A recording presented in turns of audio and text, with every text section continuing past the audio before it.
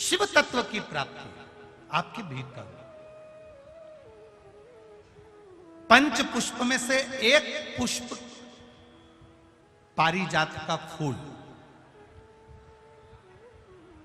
जिसको हार श्रृंगार का फूल भी कहते हैं, जिसको शिडली का फूल भी कहते हैं। पारिजात हार श्रृंगार में सुन रहे हैं, जितने लोग फेसबुक यूट्यूब पर कथा सुन रहे हैं वो भी इस पारिजात के फूल का दर्शन अवश्य करें। और पारिजात का पुष्प, हार श्रृंगार का फूल, ऊपर से सफेद, नीचे जो उसकी डंडी होती है वो थोड़ी नारंगी होती है, संतरे की कलर की। रात्रि में खिलने वाला ये फूल, रात्रि में जो फूल खिलता है ये पारिजात का, और हार श्रृंगार का जो ये पुष्प है जिसको हार श्रृंगार भी कहते हैं, पारिजात भी कहते हैं, और कहीं कहीं इसको शिडली का पुष्प भी कहते हैं। ऊपर से सफेद होता है, नीचे उसकी जो डंडी होती है वो नारंगी कलर की होती है। शिव महापुराण का चरित्र कर रहा है। जिस समय पर संतान की प्राप्ति नहीं होती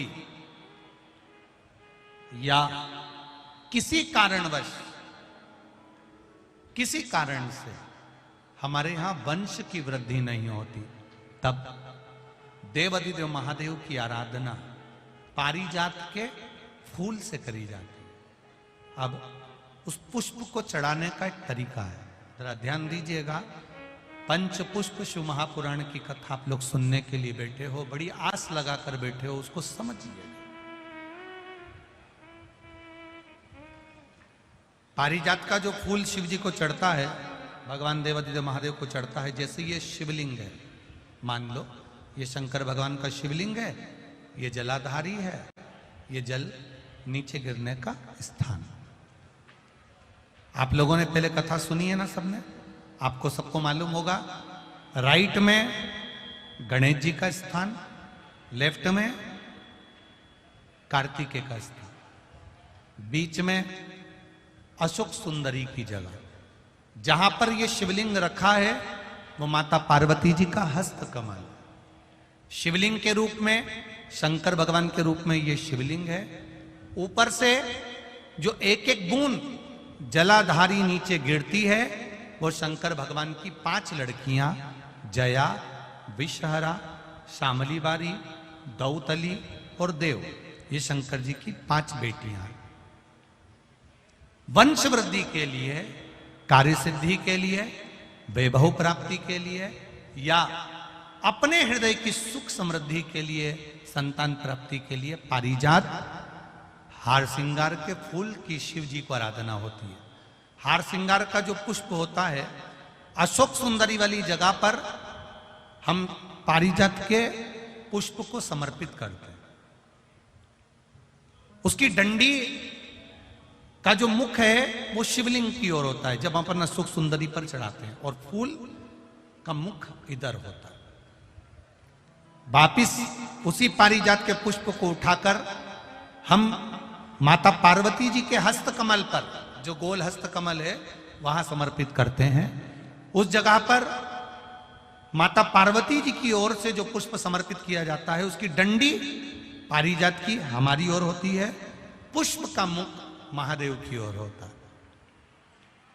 तीसरी जगह जब हम पारिजात के पुष्प को अशोक सुंदरी पे से उठाकर जगत जननी के हस्त कमल पर रखते हैं, हस्त कमल पे से उठाकर देवाधिदेव महादेव के शिवलिंग पर रखते हैं, उस समय पर पारिजात के पुष्प की डंडी शिवलिंग के ऊपर होती है और फूल का मुख अपनी ओर होता है।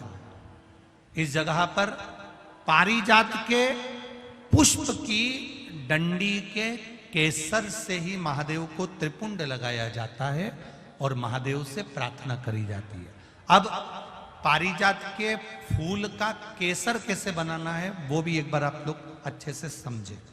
जैसे मान लो अभी पारिजात का तो फूल यहां पर नहीं है, पर आप टीवी पर दर्शन कर रहे होंगे।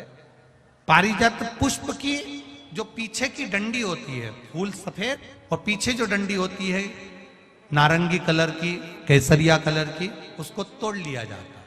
तोड़कर ऐसी 25-50 फूल की पीछे की डंडी को तोड़कर उसको रख दिया जाता है। उसको धूप में नहीं सुखाते, केवल घर में उसको एक कटोरी में या थाली में रख दो, वो धीरे धीरे सूख जाएगा। सूखने के बाद उसको पीस लो, पीसकर उसका चंदन तैयार हो जाएगा पारिजात फूल की उस डंडी का। और जिस समय वंश के लिए, सिद्धि के लिए, कार्य सिद्धि के लिए या वैभव प्राप्ति के लिए हम पारिजात का पुष्प देवादिदेव महादेव को समर्पित करते हैं, उस समय इसी को पानी में घोलकर देवादिदेव महादेव को जब आप लगाएंगे तो जैसे केसर घुलती है, केसर का जैसे कलर होता है, केसर जैसी सुगंध करती है, वैसे की वैसे ही ये पारिजात की जो डंडी आप लोगों ने सुखाई है, वही डंडी का जो चंदन बनाया है, शिव जी को लेपन करा है, उस समय पर अपने हृदय की बात आपने जो देवादिदेव महादेव को कही है, बस वही सुगंध हमारे जीवन में आना प्रारंभ हो जाती है। वो पारिजात हार श्रृंगार।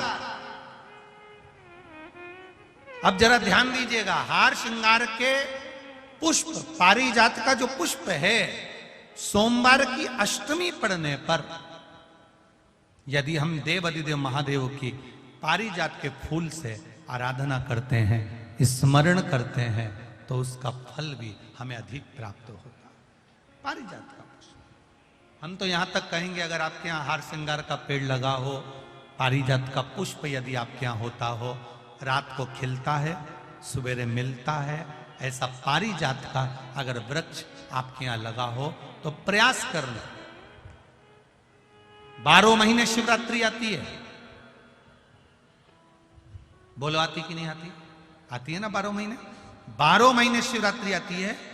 कैलेंडर पर एक गोला बनाकर रख देना कि हमको ये शिवरात्रि आई है, हर महीने की शिवरात्रि तुम्हारे ध्यान में रहेगी। एक पारिजात का पुष्प, हार श्रृंगार का पुष्प, एक अगर देवादिदेव महादेव को आपने चढ़ाना चालू कर दिया, समर्पित करना प्रारंभ कर दिया, तो आपको पीछे पलट कर देखने की जरूरत नहीं पड़ेगी, महादेव हाथ पकड़ ही रहता।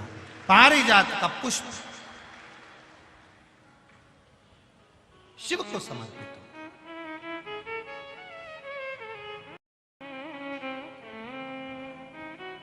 सफेद कलर का पुष्प है, आप टीवी पर दर्शन कर रहे होंगे। केसरिया कलर की, नारंगी कलर की उसकी डंडी है, भगवान शिव को समर्पित पारिजात।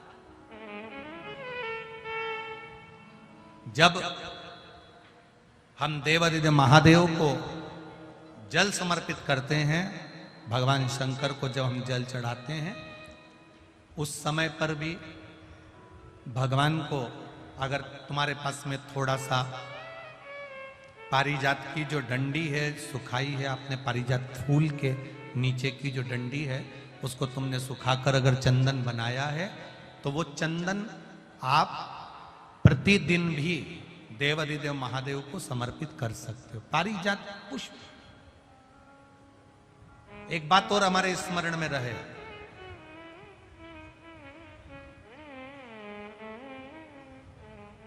भगवान शिव को जो ये 5 तरह के पुष्प समर्पित करे जाते हैं, इन पुष्पों की डंडी जो पीछे लगी होती है, इसको तोड़ा नहीं जाता शिव जी को चढ़ाते समय। इसका स्मरण आपको रहे।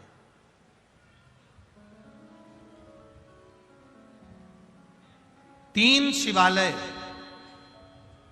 ऐसे हैं जहां पर पारिजात के पुष्प को समर्पित कर देने से, भगवान शंकर को अगर पारिजात का पुष्प समर्पित किया जाता है तो मनवांचित फल की प्राप्ति होती है। पहला, मां नर्मदा से निकला हुआ कंकर नर्मदेश्वर महादेव। अगर कहीं नर्मदा जी के कंकर से शिवलिंग बना हुआ है तो मां नर्मदा के शिवलिंग पर पारिजात का पुष्प समर्पित होता है। दूसरा, जो शिवालय एकांत में हो, एकांतेश्वर महादेव जो एकांत में बैठे हो, भले ओटले पर बैठे हो, अकेले बैठे हो, एकांत में बैठे हो, वो एकांतेश्वर महादेव पारिजात का पुष्प समर्पित कर देने से अगर कोई अदालत का कोर्ट केस होता है तो बाबा देवादिदेव महादेव का मात्र पारिजात पुष्प का स्मरण या उसको समर्पित कर देने से भी फल की प्राप्ति होती है। तीसरा, ऐसा शिवालय जो नदी के तट पर हो, सरोवर के तट पर हो, कुंड के तट पर हो, बावड़ी के तट पर हो, कुएं के तट पर हो। आप सब लोग तो ग्रामीण क्षेत्र के निवासी हैं और जितने लोग भी कथा सुन रहे हैं आस्था चैनल पर, फेसबुक, यूट्यूब पर, सबके स्मरण में होगा, पहले हमारे जो पूर्वज होते थे वो कुआं बावड़ी के पास में शंकर जी का शिवलिंग रख देते थे। ध्यान में होगा, जिसको स्मरण में होगा उसको मालूम होगा। शिवलिंग लाते थे और जहां कुआं होता था, बावड़ी होता था, तालाब होता था, नदी होती थी, उसके तट पर, उसके पास में शिवलिंग रख देते थे। कारण क्या है? किसी जलाशय, कुआं, बावड़ी, तालाब, नदी, सरोवर, इसके पास में जो शिवलिंग होता है उस शिवलिंग को बहुत सिद्ध करने की जरूरत नहीं होती। स्वयं गंगा मैया उस कुंड बावड़ी के रूप में रहकर शिवलिंग को सिद्ध कर देती है और वहां स्वयं विराजमान हो जाती है महाराज। वहां पर भी यह हार श्रृंगार पारिजात का पुष्प शिव को समर्पित किया जाए। 3 जगह ऐसी है जहां कभी मौका मिल जाए और तुम्हारे पास में पारिजात का फूल हो और कहीं तुम्हें मिल गया, तुमने आज्ञा ले ली, हम ये पुष्प ले लें क्या, और लेकर अगर आपने चढ़ाया है तो उसका फल जरूर मिलेगा। पारिजात हार श्रृंगार का पुष्प।